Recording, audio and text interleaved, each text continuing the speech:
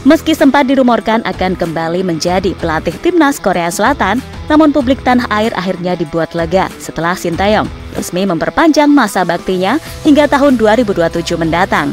Tapi tunggu, setelah resmi perpanjang kontrak bersama Indonesia, pelatih asal Korea itu langsung mendapatkan tantangan yang cukup berat di babak kualifikasi Piala Dunia Round 3. Meski berat, namun Sintayong tetap optimis. Bahkan dalam waktu dekat, sejumlah pemain diaspora baru akan segera memperkuat timnas Indonesia, termasuk Marten Pas.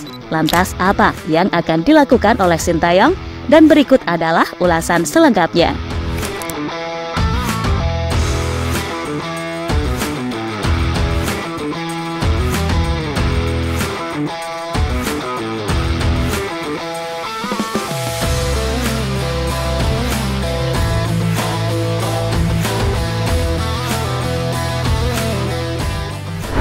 Ya, setelah melihat kepastian Indonesia akan tergabung di grup yang katanya neraka, membuat banyak pihak seketika merasa down terkait peluang Indonesia. Ya wajar aja sih mereka begitu, karena lawan yang dihadapi pun juga nggak main-main. 3 tim langganan Piala Dunia macam Jepang, Australia, dan Arab Saudi ngumpul jadi satu. Sedangkan sisanya Bahrain dan Cina biar bagaimanapun juga nggak bisa dianggap remeh. Maka dari itu, publik tanah air meminta PSSI bersama Coach Shin benar-benar menyiapkan tim sebaik mungkin.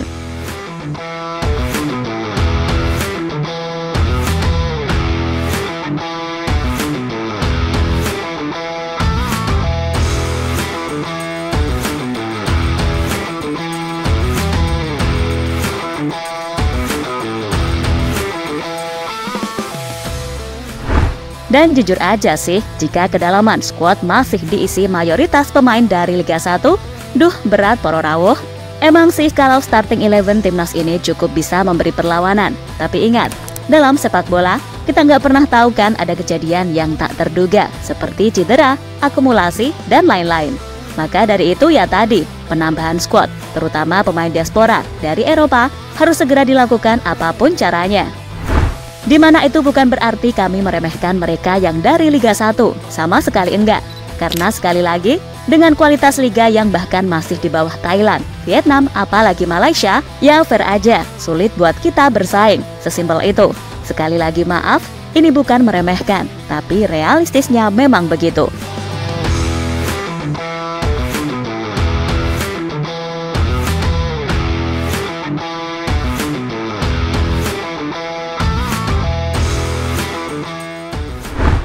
Dan kini, setelah Sintayong sudah memastikan memperpanjang masa baktinya bersama timnas Indonesia hingga 2027 mendatang, dia telah memiliki tantangan yang sangat berat untuk bisa membawa Indonesia menembus Piala Dunia 2026.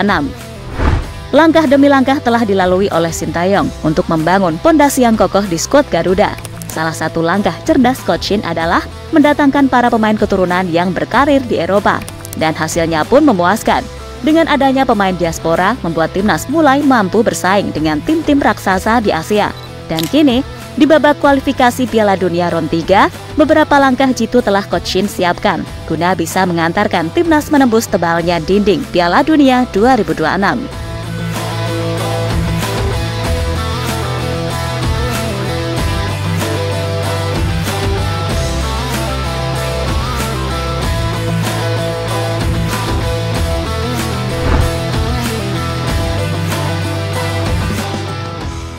Ya, dengan melihat realita yang ada, PSSI melalui manajer timnas Sumarji mengatakan kalau untuk menghadapi round 3 ini akan dilakukan penambahan pemain, terutama untuk pos penyerang, yang mana Indonesia sangat-sangat membutuhkan penyerang grade A untuk bisa bersaing. Dan yang bikin publik tambah kepo, nama Ole Romani pun juga masuk ke dalam nama yang akan diperjuangkan. Untuk persiapan, kami akui masih membutuhkan beberapa pemain berkualitas di lini depan. Jadi kami sedang mengupayakan mencari pemain-pemain keturunan di lini depan. Kami mencari pemain grade A, jangan lagi grade B, sebab ini sudah babak penting. Dari timnya Pak Ketua Umum PSSI juga sudah mulai bekerja. Lebih dari 1 nama intinya dan posisinya striker, termasuk dia salah satunya, ucap beliau dilansir dari Bola Sport.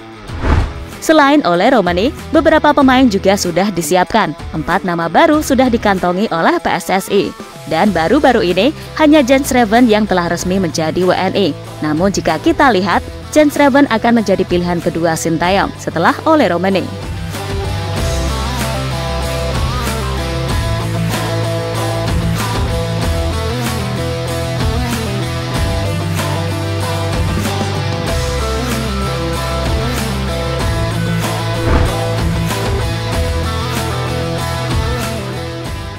Nah, kemudian soal kiper, kayaknya PSSI bakal segera melakukan apapun agar proses Maarten Paes di CAS ini segera clear. Terlebih, Paes sendiri dalam story Instagramnya juga cukup antusias melihat hasil drawing round 3 Timnas yang masuk grup C.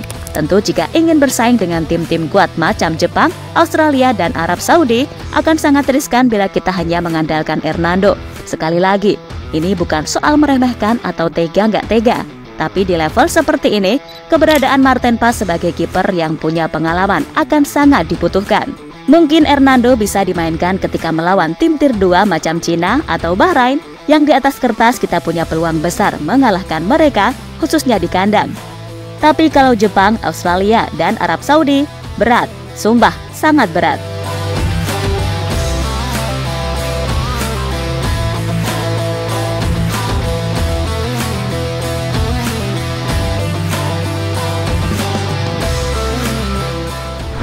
Intinya, dalam waktu dekat ini, PSSI dan Sintayong telah bekerja sama untuk segera mengamankan si Ole dan Kevin Dix. Dan kalau udah, barulah kita berpikir untuk menambal setiap lini yang ada. Karena masih ada nama-nama lain yang bisa masuk seperti Tristan Joycer, Matthew Gers, Eliano Reinders, Jayden Oosterwolde, Pascal Struijk, hingga Mauro Zylstra yang kemarin menyatakan siap main untuk Timnas andai dihubungi secara resmi. Belum lagi para pemain diaspora U20 kemarin yang semoga saja bisa segera jadi WNI. Jadi lumayan untuk menambah kekuatan. Intinya segala cara pasti akan dilakukan PSSI untuk bisa mempermudah tugas coach Shin menyiapkan tim terbaik untuk bertarung di round 3. Maka dari itu, sekali lagi sabar dan doakan selalu semua bisa berjalan sesuai rencana. Kalau semua berjalan baik, ya main di Piala Dunia bukan lagi mimpi, bukan? Toh ini adalah saatnya pembuktian bagi perkembangan sepak bola Indonesia.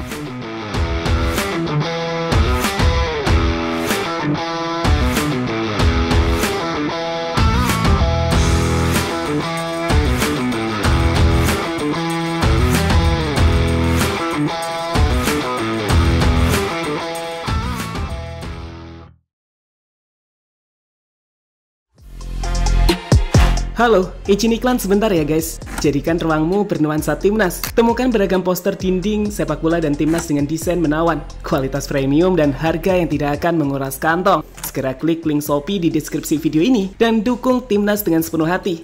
Mulai dari dinding rumahmu.